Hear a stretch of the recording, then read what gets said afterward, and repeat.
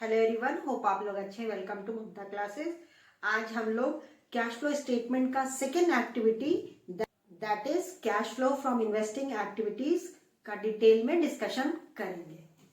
ये हो गया आपका cash flow from investing activities, मतलब जो बिजनेस का पैसा है आपने उसको कहाँ लगा दिया, यानी कि कहाँ जमा कर दिया। बेसिकली इन्वेस्टिंग एक्टिविटीज में बिजनेस का पैसा दो जगह इन्वेस्ट होता है, और वो है बेटा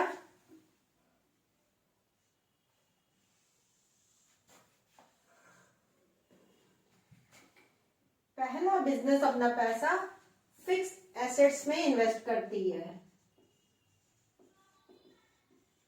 फिक्स एसेट्स का दूसरा नाम नॉन करेंट एसेट्स। इसमें सारा एसेट्स आ जाएगा, टैंजिबल प्लस इनटैंजिबल, जैसे land and building, plant and machinery, furniture,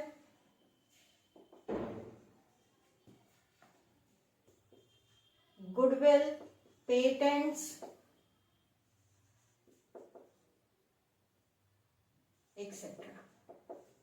दोनों आ गया, टैंजिबल प्लस इनटैंजिबल। अब इसमें भी इनफ्लो एंड आउटफ्लो दोनों कंसिडर होगा।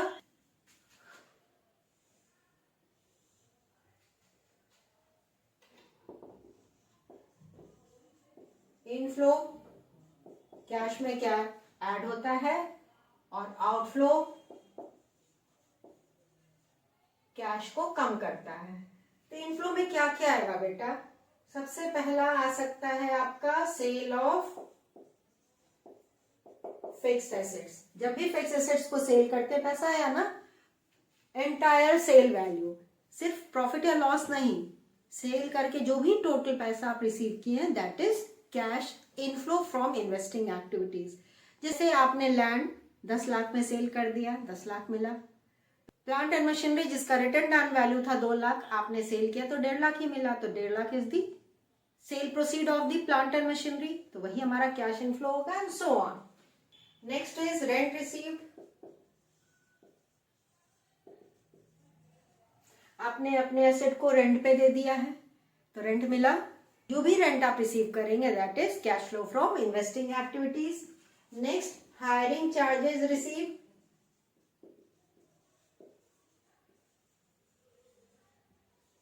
आपने कोई संपत्ति अपना हायर कर दिया किसी दूसरे को, उस पर आपको हायरिंग चार्ज मिलेगा। रेंटल इनकम के साथ साथ ये भी मेरा इनफ्लो हो गया। आउटफ्लो में परचेज ऑफ फिक्स एसेट्स, कोई भी फिक्स एसेट परचेज करेंगे तो पैसा जाता है मेरे पास से। एक्सपेंशन और रेनोवेशन ऑफ फिक्स एसेट्स, नया नहीं खरीद रहे हैं, जो पुराना संपत्ति था उसी को रेनोवेट कर रहे हैं या रिकंस्ट्रक्ट कर रहे हैं, पैसा खर्च होगा ना, पैसा जाएगा, तो दैट इज आउटफ्लो। तो ये तो हो गया फिक्स एसेट से रिलेटेड। अब दूसरा जो पैसा हम जहां इन्वेस्ट करते हैं वो होता है बेटा इन्वेस्टमेंट्स।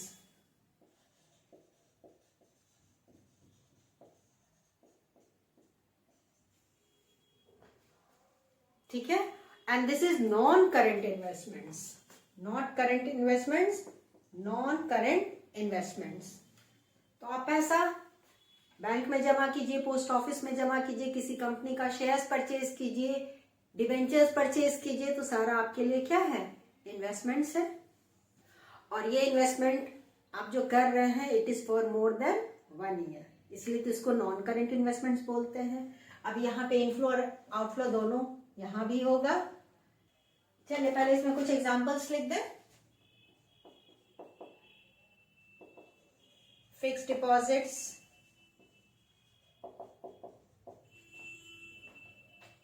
म्यूचुअल फंड, सब खरीद रहे हैं। Shares, debentures, bonds, etcetera. अब इसमें भी इनफ्लो एंड आउटफ्लो दोनों होगा। इनफ्लो यानी कि कैश आया, और आउटफ्लो बिजनेस से कैश चला गया। इनफ्लो में आएगा आपका बेटा सेल ऑफ इन्वेस्टमेंट्स,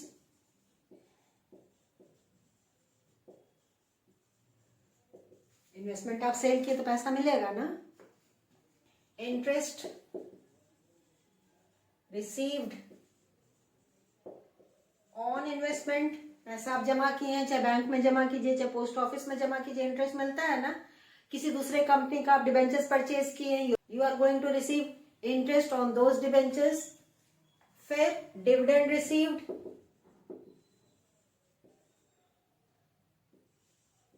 किसी कंपनी का आप शेयर्स परचेज किए हैं तो आपको वहां पे डिविडेंड मिलेगा। तो ये सारा आपका इनफ्लो हो गया। आउटफ्लो में बेटा परचेज ऑफ इन्वेस्टमेंट्स,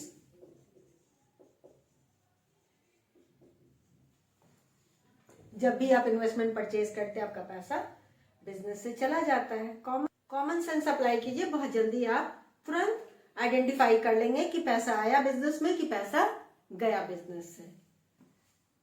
यहां हमने cash flow from investing activities का डिटेल में आपको समझा दिया कि बेसिकली आपके पास दो सोर्स है इन्वेस्टिंग एक्टिविटीज का। पहला है फिक्स एसेट्स और दूसरा है non current investments. Inflow from fix assets and outflow to fix assets. यहां भी इन्वेस्टिंग एक्टिविटीज का इन्वेस्टमेंट जो है उसका इनफ्लो एंड आउटफ्लो। आपने अगर नोट नहीं किया है तो फटाफट इसका स्क्रीनशॉट ले लीजिए। अब हम लोग मूव करेंगे फाइनेंसिंग एक्टिविटीज पे, जो कि लास्ट एक्टिविटीज है। फटाफट इसका स्क्रीनशॉट ले लीजिए बेटा।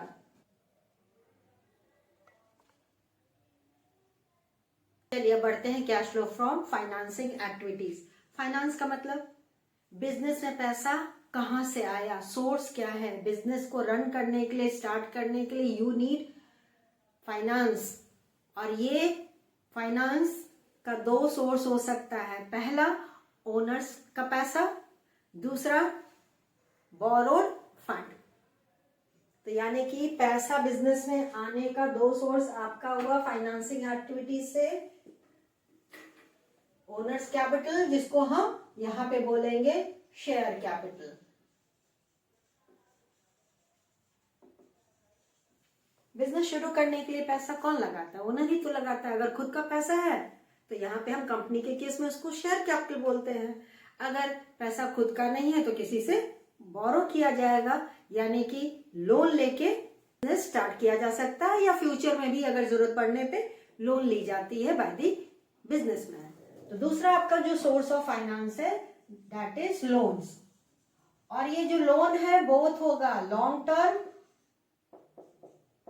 प्लस शॉर्ट टर्म, दोनों लोन इसमें कंसिडर होता है। सबसे पहले हम शेयर कैपिटल की बात करेंगे तो इसमें इक्विटी प्लस प्रेफरेंस शेयर्स दोनों आएगा। तो यहां भी हम इनफ्लो एंड आउटफ्लो दोनों कंसिडर करेंगे। इनफ्लो पैसा बिजनेस में आया, आउटफ्लो पैसा बिजनेस से गया। तो शेयर्स के केस में पैसा कब आता है? जब हम शेयर्स इशू करते हैं फॉर कैश में। तो यहां पे issue of shares both equity and preference both for cash. We all know कि shares can be issued for cash and other than cash also, लेकिन for consideration other than cash के लिए हम shares issue किए हैं तो वो inflow नहीं माना जाएगा, क्योंकि उस केस में हमको कैश नहीं मिलता है। जैसे अगर आपने मशीनरी परचेज किया उसके बदले में शेयर्स दे दिया तो क्या वो कैश फ्लो हुआ? नहीं ना। कंपनी अपने प्रमोटर्स को शेयर्स दे देती है तो वहां भी तो कैश नहीं रिसीव करती है कंपनी, तो उसको हम कंसिडर नहीं करेंगे। अगर शेयर इशू करके कैश मिला है तो यहां आएगा, वरना नहीं आएगा। तो शेयर कैपिटल में इनफ्लो का यही सोर्स है। Outflow buy back of shares, अपना शेयर्स कंपनी खुद खरीद लेती है। Redemption of preference shares, company preference shares को रिडीम करती है, यानी कि प्रेफरेंस शेयर्स का पैसा लौटाती है। Premium on redemption of preference shares, preference shares को प्रीमियम पे भी कंपनी रिडीम करती है, यानी कि जो प्रिंसिपल अमाउंट है उसके साथ साथ, प्रिंसिपल अमाउंट यहाँ पे बोले तो नॉमिनल वैल्यू, उसके साथ साथ कंपनी प्रीमियम भी दे देती है, तो वो भी तो पैसा गया ना। और यहाँ पे आ जाएगा बेटा securities premium,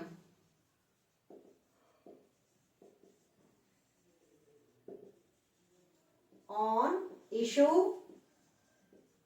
of shares, company shares को प्रीमियम पे भी इशू करती है, तो जो प्रीमियम ही मिला ना शेयर्स के साथ वो भी इनफ्लो होगा। ठीक है, तो ये आपका शेयर से इनफ्लो हो गया 1 and 2, आउटफ्लो हो गया 1 and 2। बहुत सिंपल। ओनर्स कैपिटल को हमने डिस्कस कर लिया। अब बात करते हैं बोरोड कैपिटल का। तो लोन जो भी लिया जाता है कंपनी के द्वारा वो बोरोड कैपिटल माना जाता है, यानी कि एक्सटर्नल कैपिटल। यहाँ पे इनफ्लो एंड आउटफ्लो एक एक करके हम लोग समझेंगे।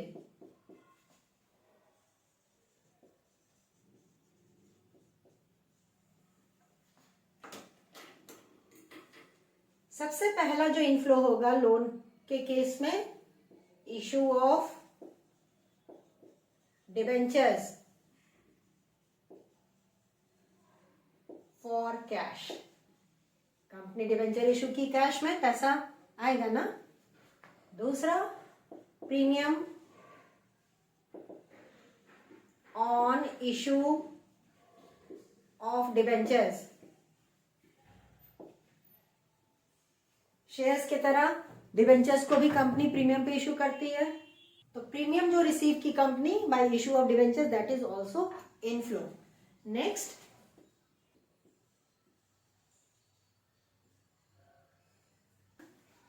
लोन ली है तो इनफ्लो, चाहे वो बैंक से ले, किसी फाइनेंशियल इंस्टीट्यूशन से ले या थर्ड पार्टी से ले। आप भी किसी से लोन लेते तो आपको पैसा मिलता है ना, तो that is inflow of cash. Understood? Next, increase in bank overdraft और कैश क्रेडिट। बैंक ओवरड्राफ्ट आपका बढ़ गया। बैंक ओवरड्राफ्ट मतलब बेटा जितना पैसा आपने बैंक में जमा किया उससे ज्यादा अगर विड्रॉ कर रहे हैं तो that is known as bank overdraft. बढ़ गया यानी कि, या कैश क्रेडिट बढ़ गया तो इनफ्लो हुआ ना। बैंक ओवरड्राफ्ट बढ़े या कैश क्रेडिट का अमाउंट बढ़ गया तो that is inflow of cash. It is a kind of loan. Understood? Outflow में redemption of debentures,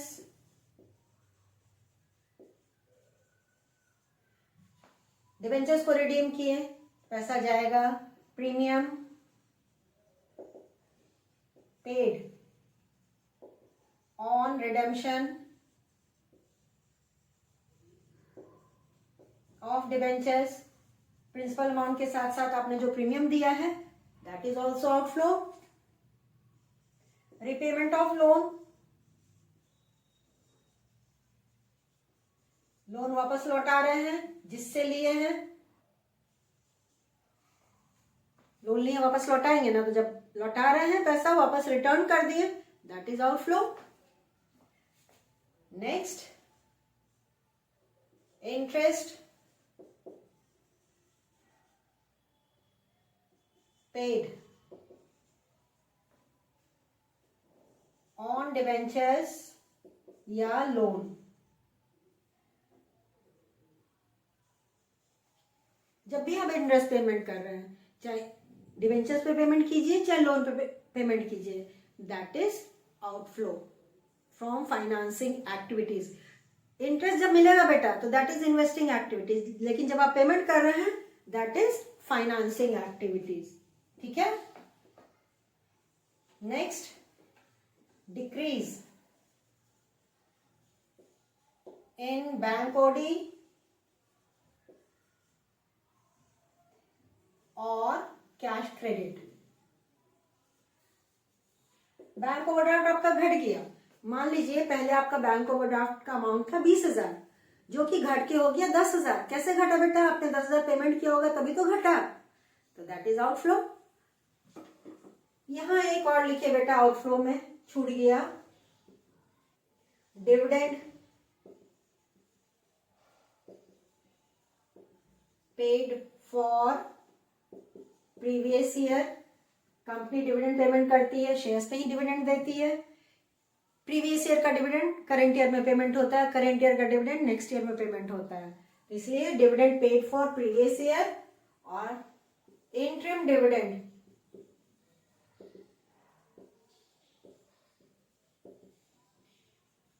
paid. Interim dividend उसी साल के प्रॉफिट से पेमेंट होता है, यानी कि before the closure of the financial year, mid में ही कंपनी अगर डिविडेंड पेमेंट करती है अपने शेयर होल्डर्स को, then it is known as interim dividend. तो ये दो छूट गया था। आउटफ्लो शेयर कैपिटल से रिलेटेड इंपॉर्टेंट है, ध्यान रखिएगा, इंपॉर्टेंट नोट लिखिए। ये बच्चे हमेशा गलती कर देते हैं, इसलिए हम लिखवा दे रहे हैं इंपॉर्टेंट नोट। डिविडेंड पेड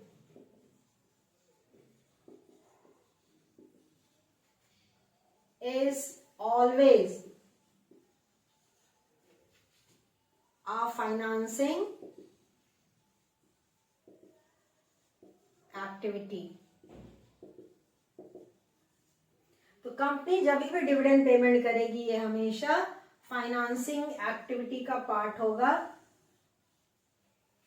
चाहे नेचर बिजनेस का कुछ भी हो, वो बिजनेस ट्रेडिंग का कर रहा हो, मैन्युफैक्चरिंग का कर रहा हो, फाइनेंशियल कंपनी हो, नेचर कुछ भी हो बिजनेस का, अगर डिविडेंड पेमेंट कर रही है कंपनी तो it is always a financing activity. Share issue की होगी तभी तो डिविडेंड पेमेंट कर रही है ना, तो शेयर इशू करने का मतलब फाइनेंसिंग एक्टिविटीज।